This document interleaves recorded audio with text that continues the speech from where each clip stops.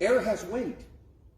Job 38:25, to make the weight for the winds, and he weigheth the waters by measure. It was once thought that air was weightless. For thousands of years, they thought that air was weightless. 4,000 years ago, in the Bible, Job declared that God established a weight for the wind.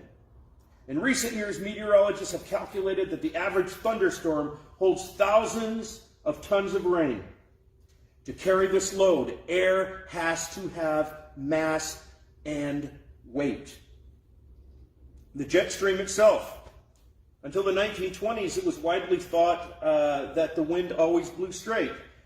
3,000 years ago, Ecclesiastes 1:6, the wind goeth toward the south, turneth toward the north, it whirleth about continually, and returneth again according to his circuits. Circuit. That means something's changing direction, doesn't it? So that's the jet stream, folks. Wind caused by sunlight. We didn't know that. The sun heats up air, okay, and that air, hotter air, right? Hotter air expands and cooler air condenses. We didn't know that until very recently. By what way is the light parted which scattereth the east wind upon the earth? The physics of light. Greater light makes lesser light dimmer. Job 9:7, which commandeth the sun, and it riseth not, and sealeth up the stars. For centuries, people just believed the stars disappeared and would come out again at night.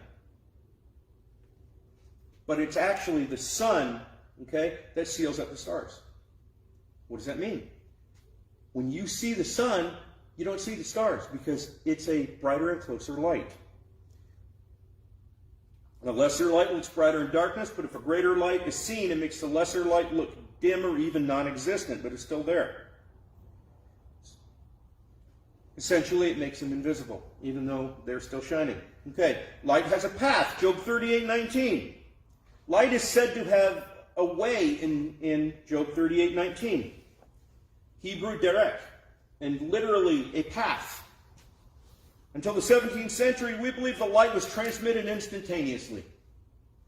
Now we know that light is a form of energy that travels at 186,000 miles per second in a straight line.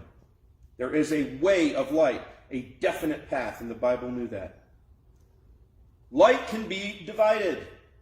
By what way is the light parted? Job 38:24. Parted? You mean we can divide light? Well, in the 17th century, Isaac Newton discovered that white light is actually made of 7 different colors that can be separated into these colors. The white light can actually be separated and recombined to form white light again. Surely, 6th grade, 5th, 6th grade, maybe 4th grade, you've heard about this guy, Roy G. Biv. He was not a scientist. That is actually an acronym.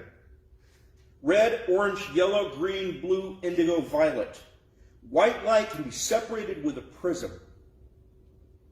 When did we find that out? The 17th century. When did the Bible say it? Way back in Job. Thousands of years ago. So the Bible declared that light could be separated or parted thousands of years ago. Think. Remember this. Use this. Light can manifest in speech. Job 38:35. Canst thou send lightnings, that they may go and say unto thee, here we are.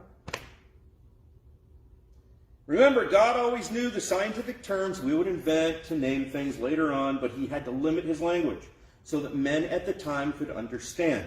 And even then, some of them were scratching their heads. What exactly is he saying? Well, there you go. But it was there. It was a path of light. Okay, light has paths. Let's move on, right? But here we know we have radio waves and light waves, which are essentially 2 forms of the same thing, which is electromagnetic waves. Therefore, radio waves are a form of light. Today, using radio transmitters, we send lightnings, which indeed speak when they arrive.